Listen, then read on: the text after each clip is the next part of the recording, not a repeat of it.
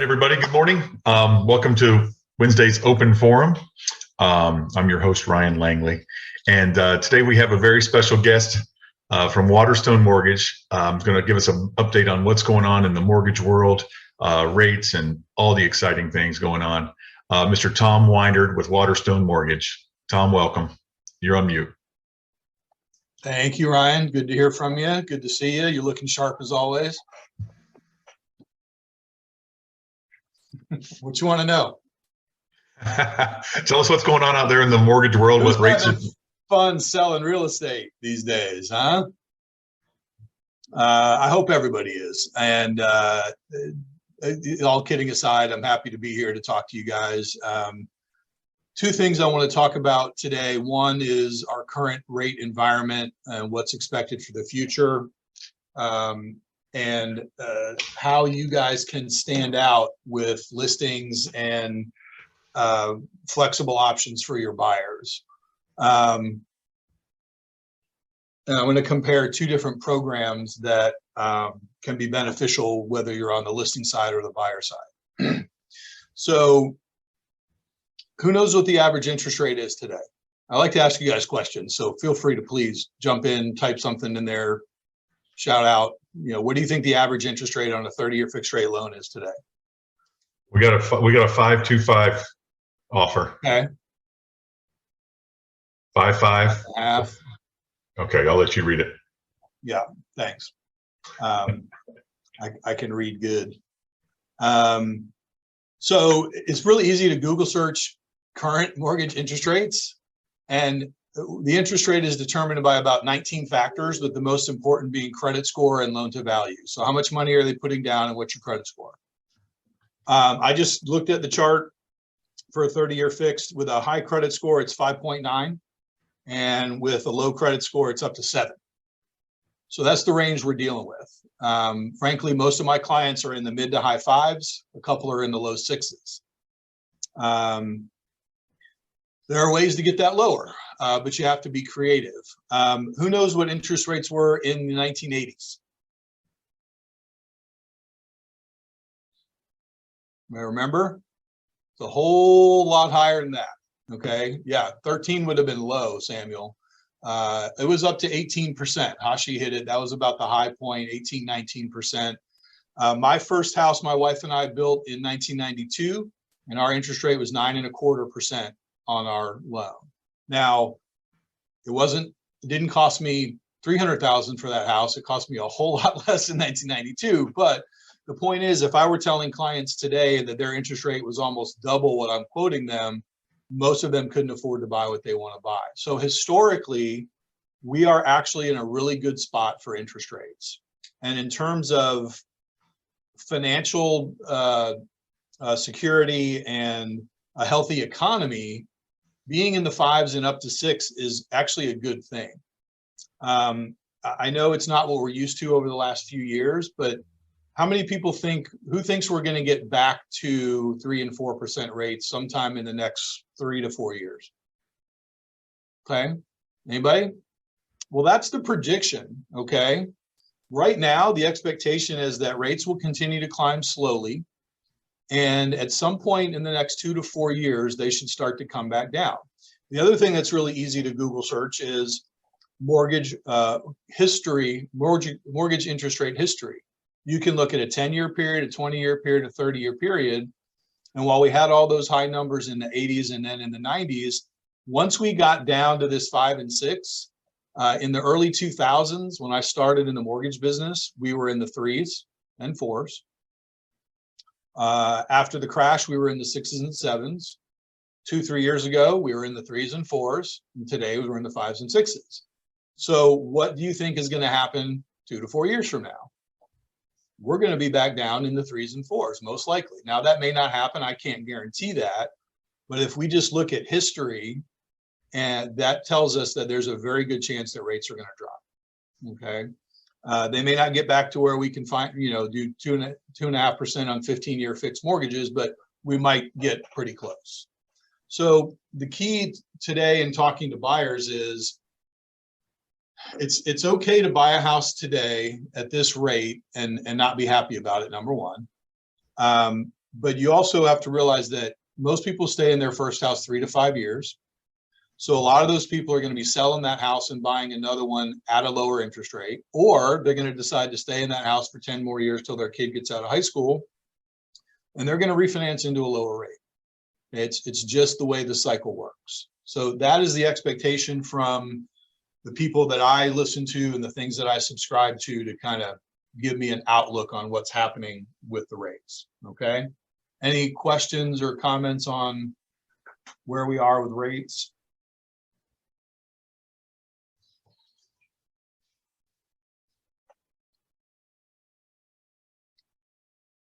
You let them unmute themselves, Ryan, or do you make them be real quiet? They can unmute themselves, Tom. They're choosing not to. I know. Yes, it's always fun when I ask questions, and I always ask people, raise your hand if this, and nobody raised their hand, and I ask, who's not going to raise their hand no matter what I ask? There's always somebody. They're very shy at the beginning, and then at the end, when I'm hungry at lunchtime, they won't stop talking. All right. So, what are the options that you have that you can stand out? Okay, what's going on with the market, real estate market? Are we shifting to a buyer's market? Is anybody seeing that trend? Are we starting to see more offers getting accepted with contingencies to sell homes? I walked around the office yesterday afternoon to prepare for this and talked to a handful of loan officers. Every single one of them said they've had 2 or 3 contracts in the last week come in with contingencies on the sale of their current home. And in some cases, they weren't even listed. So we all are seeing, and I believe that the future is we are shifting back to a buyer's market. We are going to see pricing compress a little bit. So we're not going to see these 30, 40 grand over asking price anymore. We're going to have more buyers asking for seller concessions. We're going to have more buyers offering below asking price. I know you guys always have sellers that listen to you and list their house at the price you tell them to, right? We know that's not true, but we're getting back to that. That all the signs that we're seeing and all the projections I'm seeing are pointing to that happening. So what does that mean for you, and what can we do to kind of stand out? Let's talk about it from the listing side first. So I want to give you a comparison, and you don't have to, you can write some of these numbers down if you want. I'll keep it as simple as I possibly can. But let me get to the right thing here. Okay, so we're going to take a $500,000 purchase price and a 5% down payment from the buyer. Okay. And we're going to compare a buyer offering $480,000, so $20,000 below asking price on that house, and what that does to the amount of money, the proceeds that the seller gets, and frankly, how it affects you as well. If you reduce that price by $20,000, you reduce the profit or proceeds to the seller by $20,000, right? That's a significant amount of money. But if you look at doing some creative financing things, and the program I'm going to talk to you about is been around for a while. It's called a 2-1 buy down. Anybody heard of a 2-1 buy down or remember that from 2008 to 2010 after the crash? We were doing quite a few of these because of where rates were going and all of that. So I'll explain how that works and how that can benefit you if you have a listing where you're getting offers coming in below that asking price. The way a 2-1 buy down works is it is a seller or lender funded concession or buy down for the buyer. The buyer cannot pay for that. So in this same comparison, I'm going to take that $500,000 sale price and I'm going to still have that buyer make a full price offer, but ask for $10,000 in concessions. Okay. So now your seller is only losing $10,000, not $20,000. What else does that affect from your perspective? You guys, how do you guys get paid? Commission. Selling houses, right? So 480 versus 500, that's a change in your commission, right? So if we can keep the sales price where it is and benefit seller and buyer, That's a win for both sides. All of us win. So the way it works is we take that $10,000 and it buys down the interest rate for the first 2 years for the consumer. So if we take that 5.875 interest rate that we're using as an average today, a loan amount of $475, and we look at the monthly mortgage payment, it's $2,800. Okay, so that's a number you can write down. Okay, $2,800. That would be the payment if they just flat out bought the house, did a 30-year fixed at 5.875. Okay, the way the buy down works, it's a temporary buy down, and in the first year, the reason it's called a 2-1 is in the first year the interest rate is 2% lower. So it's a 3.875 interest rate in year one. So for 12 months, that buyer is not paying $2,800, they're paying $2,200. A little over that, it's a little short of a $600 a month savings. That's $600 over the next year per month, or $7,000 roughly, that buyer is saving by doing this program. In the second year, it's 1% lower, so it goes from 3.875 to 4.875.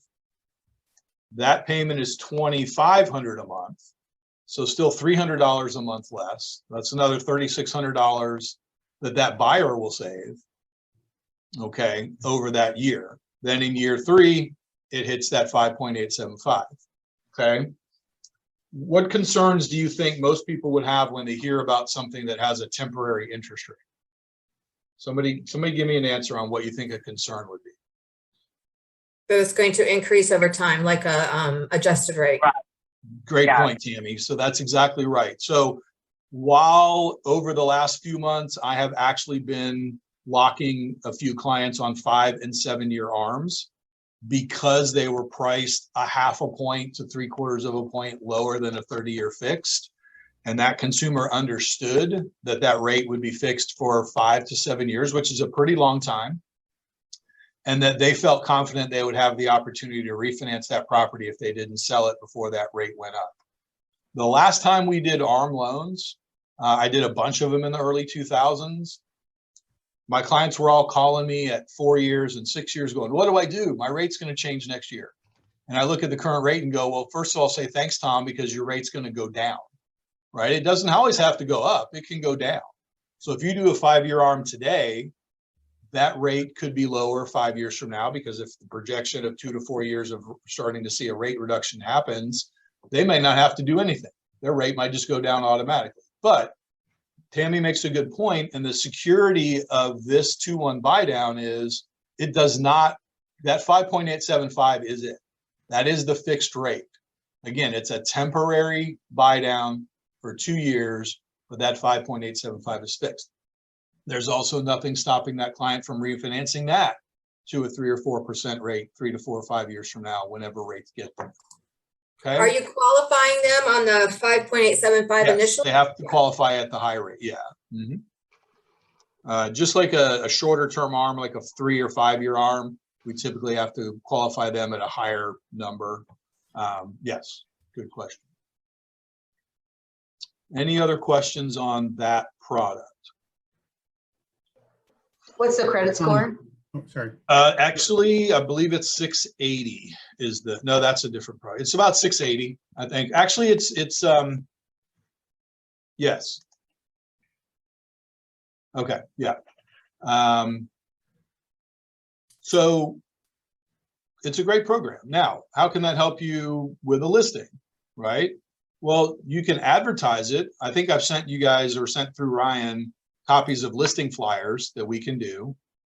We can do co-branded listing flyers that you can put in your open houses, which you're probably going to be doing more open houses coming up in the future. It's a leave behind that a buyer, potential buyer, can pick up and walk out of there with your info, my info, and 2 to 3 rate and payment options. We show them, if you do a traditional 30-year fixed, here's your payment. If you do 7-year ARM, here's your payment. We'll compare 5% down, 20% down. And we can throw this 2-1 buy down in there and advertise a lower rate, you know, with the caveat that it's going to be higher. But I think most of the time as a listing agent, you're going to want your seller to accept a full price offer with a $10,000 concession compared to a $20,000 price reduction.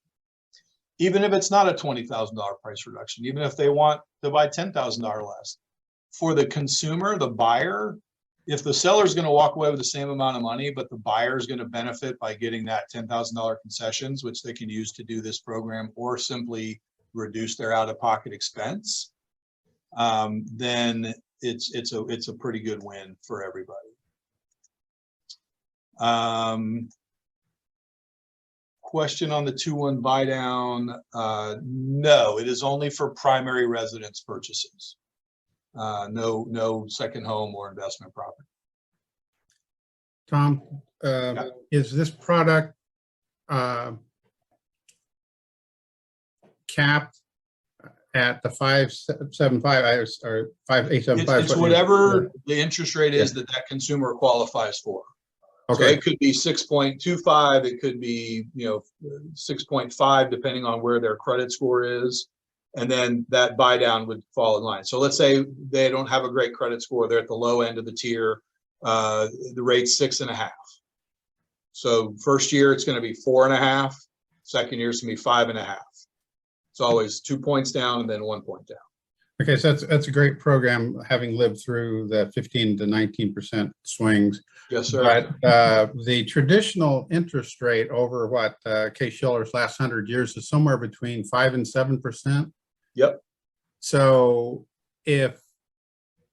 are you expecting the Fed to ever get us back down to the almost zero platform without a huge recession? Or is it 5 to 7 pretty much what the market should expect? You said the R word, George. Yeah, we're probably headed towards a recession. Most people need to realize that that's happening. If they can't get inflation under control, which it's insane how high it is. It's over 8-9% right now, and historically it's 1 or 2%. I mean, it's just crazy. So, but here's the thing: the Fed and their interest rates have a relationship that a lot of people don't understand. And one thing I think happened, and one good result from the crash of 2006 and 7, was that the Fed learned how to manage this so that we don't have that happen again. Every now and then I'll hear somebody with gloom and doom that we're facing another bubble. It's going to crash again. My house is going to drop $40,000 in value. I don't listen to too many people that believe that's going to happen. Again, will it start to flatten out? Yeah, it's already doing that. And will we go back to 2 or 3% value growth instead of 10 or 12%? Yes, that's what's most likely to happen. But the Fed, when they the Fed raised the rate a few weeks ago, right? Do you guys know that mortgage interest rates actually went down for a few days after that? Those Fed changes are built into the rate environment. There are all kinds of outside factors that affect interest rates, but the interest rate does not change until mortgage-backed securities are bought or sold. Okay, so if people are buying mortgage bonds, that's a good thing because rates are going to get better.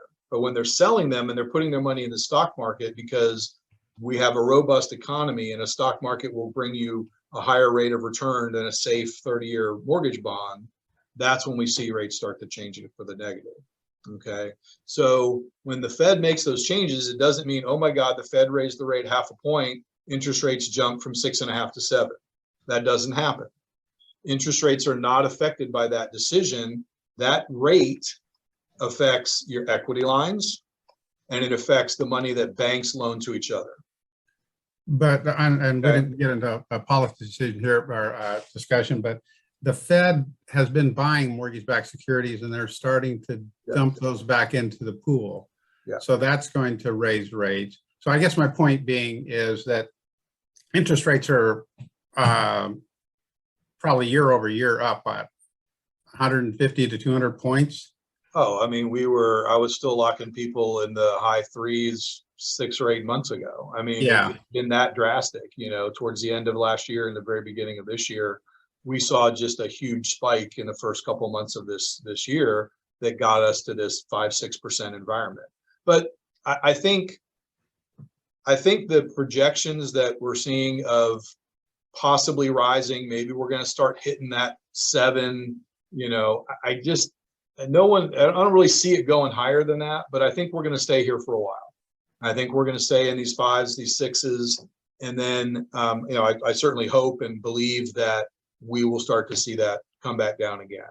There are, of course, all the other factors that are going to affect that, but all the projections we're seeing are for a pretty healthy couple of years coming up, as long as we all do the things that we know will work in our industry, which you guys, obviously know how to do, and will be, get your help from Ryan and anybody else you need to. But we like to have as many tools in the arsenal that we can have, and we like to be as flexible as possible. So the 2-1's just a great option. So let me move on to one more product. I've got just a few more minutes before I got to jump on another call. We have a program because Waterstone Mortgage is backed by Waterstone Bank. We are a subsidiary of the bank. We have access to the bank's portfolio products. Those include a lot of ARMs that are priced better than the market today by anywhere from half a point to a point. So if we flip to the buyer side and we try to give the buyer an advantage, I mean, it's an advantage to them to do 2-1, but I think there's a big advantage on the seller side too. But if we look at what we call our Wealth Builder program, the interest rate right now is about a full point below where we are on a 30-year fixed. Okay. It's 4.875 compared to 5.875. Okay. It is a 7-year ARM. So that means it is fixed for 7 years, which again is a pretty long time. A lot of people freak out about ARMs, but a lot of possibility of you getting out of that 7-year ARM and that high rate in the next 7 years. It's a 20-year amortization. Okay. So a 5% down, $500,000 purchase like we compared before is going to give you, it has mortgage insurance. You can do 97% financing, and I believe we go up close to $1 million. You do need a 700 credit score, but the principal and interest is 2,800 and the MI is 300. So we're at that same payment we were on that other option, where just a straight 5.875 30-year fixed. It's only $300 more a month on a payment, which is not insignificant, but at this purchase price, it's also not huge. But here are the big numbers you need to look at. On a 20-year amortization, that's why the payment's higher, because you're paying it off in a shorter period of time. The principal reduction after 36 months is $11,000 more on the Wealth Builder program. So while that consumer can still put the same down payment down, they're gaining 33% more equity in their property. And at the end of that 7 years, if they stay to that full 7 years, it's almost $30,000 more equity that person has in that property. That is a significant number. And it's a great product for our consumers who aren't quite as payment sensitive, but really just hate looking at that high 5% interest rate. And if we can sneak people under 5 in this program, and some of our other ARM programs are there as well, that's a big plus. So again, it's important to be flexible, whether you and I work together, whether you have another lender you work with that may be able to do some of the same things, then that's what you want. You need to have other products. We just added another jumbo product, another jumbo lender that has incredible pricing. It's in the low 5s compared to the high 5s and 6s for loans up to $1.5 million. We have a doctor program. I just closed a loan for a doctor at 6%, 100% financing. It's a great program. Questions? That's about all I got to share today. Tom, I have a quick question. Sure. What are you guys seeing volume-wise as far as number of transactions? You guys staying busy with transactions, like a lot of people doing business? Yeah, it's been slower, of course. We've all seen a downturn starting about 2 months ago, but we are also now starting to see that uptick. So I think it was just this temporary lull. Personally, I had one of my lowest months this month. But I'm back on track, getting to where I need to be here pretty quickly. So yeah, we're all seeing a turnaround. We're all seeing, again, more flexibility with people getting more offers accepted with concessions instead of, having to do crazy things like no appraisal contingency and huge numbers over asking price. Tom, you do foreign national loans. Yes.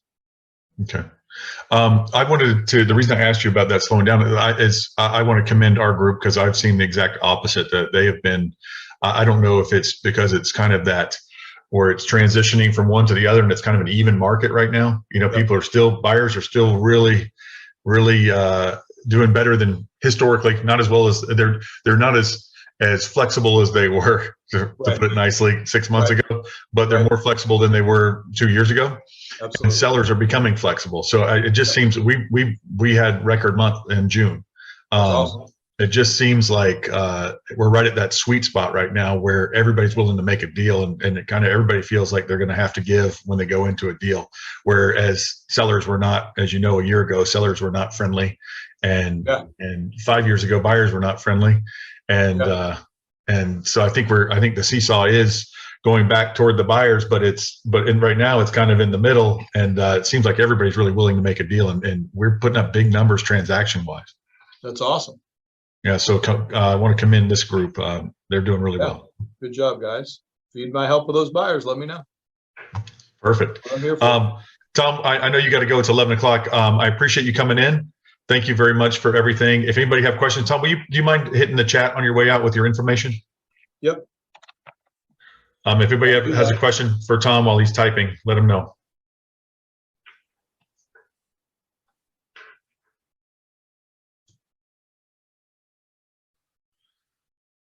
If I can spell Waterstone, I've only been here 13 years. Water and stone, you can do it. I did it. Yay. All right. Well, thank you, Tom. Have a great day. You too. See